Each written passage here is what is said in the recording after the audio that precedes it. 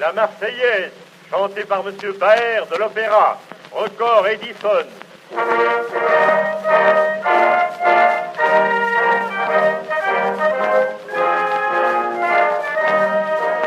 Allons enfants de la patrie. Bonjour, chers compatriotes. Je souhaite pour cette troisième brève vous parler du grand débat.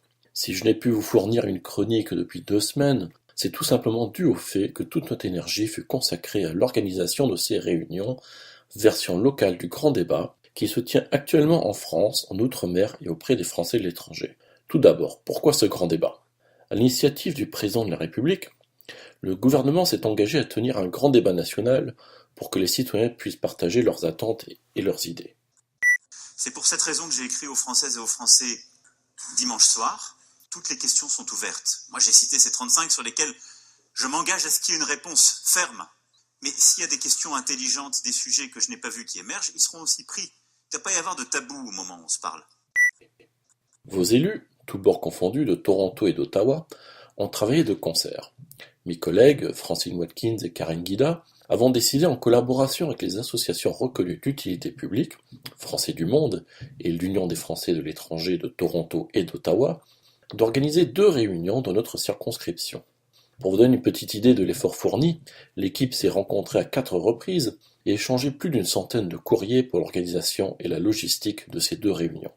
Grâce à la collaboration du lycée français de Toronto et du lycée Claudel à Ottawa, ce sont une centaine de compatriotes de la région du Grand Toronto et 40 de la région de la capitale nationale qui ont pu s'exprimer librement autour de 4 grands thèmes.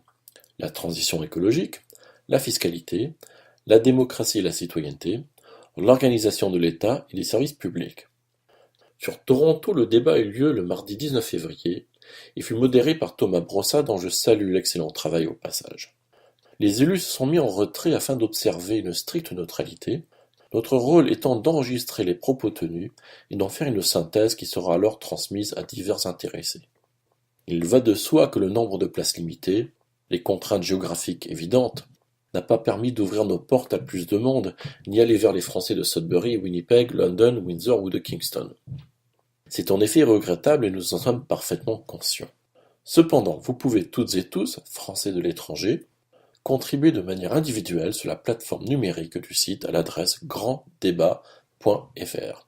L'inscription se fait très rapidement et le site est d'une ergonomie plutôt agréable. Bien entendu, certains détracteurs nous accuseront d'être tombés dans le panneau du gouvernement, ce à quoi nous répondons que la synthèse de vos contributions ne sera pas dirigée uniquement vers le site officiel du Grand Débat, mais aussi vers notre député, nos sénateurs, le président de l'Assemblée des Français de l'étranger. D'ailleurs, certains sénateurs ont déjà joué le jeu et proposé de nombreuses pistes tout en encourageant les compatriotes à participer au débat, peu importe leur orientation politique. Que sortira-t-il du grand débat?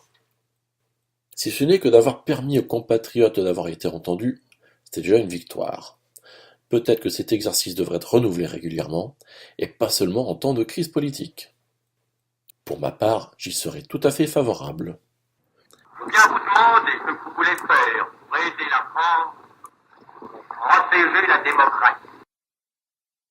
À la prochaine! Ici Marc Cormier, conseiller consulaire des Français de l'Ontario et du Manitoba, depuis Toronto en direct pour le Pot-Pourri Show, CIUT 89,5 FM, Toronto.